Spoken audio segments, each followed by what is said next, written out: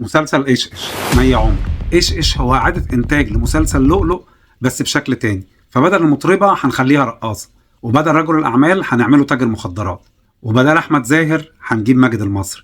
حتى شرنوبي اللي كان موجود في لؤلؤ استسهل وجابه زي ما هو في ايش ايش. انا بشوف ان مي عمر لوحدها كده شخص ظريف، يعني لو شفتها في البرامج الحواريه بتاعتها هتلاقي انها شخص ظريف دمه خفيف مقبوله وتدخل القلب. لكن مشكلتها ان محمد سامي دايما شايفها انها البت الجدعه الشعبيه اللي ب100 راجل، وده حاجه مش لايقه عليها اصلا. فكره والحاجات اللي بتعملها بوشها دي مش لايقه عليها خالص. هي بنت لطيفه رقيقه، لو عملت نفس الشخصيه بتاعتها الحقيقيه دي هتبقى اظرف بكتير. ما تجربوا تغيروا شويه.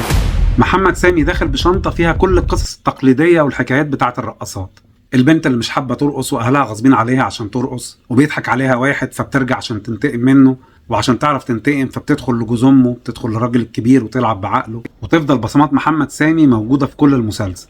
المونولوجات الطويله اللي بيقولها معظم الابطال، المزيكا اللي شغاله طول الوقت بمناسبه ومن غير مناسبه، الكليف هانجر او القفله الحراقه اللي تخليك مشدود وعايز تعرف ايه اللي هيحصل بعد كده. وتبقى انتصار اقوى نقطه قوه في مسلسل ايش ايش. اداء انتصار التمثيلي تفوق على اداء الجميع، وفي المشاهد اللي ما بين اخلاص كابوريا وشاديه هتشوف قد ايه ان اداء انتصار اقوى بكتير من اداء هالة صدقي. بالمناسبه هالة صدقي في دور شاديه مش منوره زي ما كانت صفصف في جعفر العمدة. الحبكات الدراميه كلها ما بتخرجش من 36 او 37 حبكه دراميه، ففكره ان الحدوته تبقى مكرره ده شيء عادي. اللي بيميز حكايه عن التانيه هي التفاصيل بتاعتها. فماشي، احنا بنشوف حكايه رقاصه عاديه اتضحك عليها وبتحاول ترجع تنتقم لشرفها، بتدخل العيله من باب الراجل الكبير، بتاكل بعقله حلاوه، وبتمشي الحكايه وبتنتقم ايش ايش وبتاخد حقها من كل اللي ظلموه. الحكايه تقليديه واتقدمت في اعمال كتير قبل كده. الفكره بقى في التفاصيل.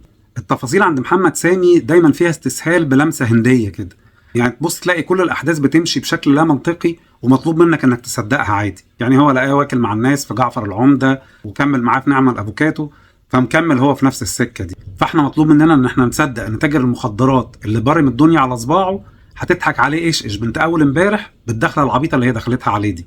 بس كل شيء منطقي في عالم محمد سامي.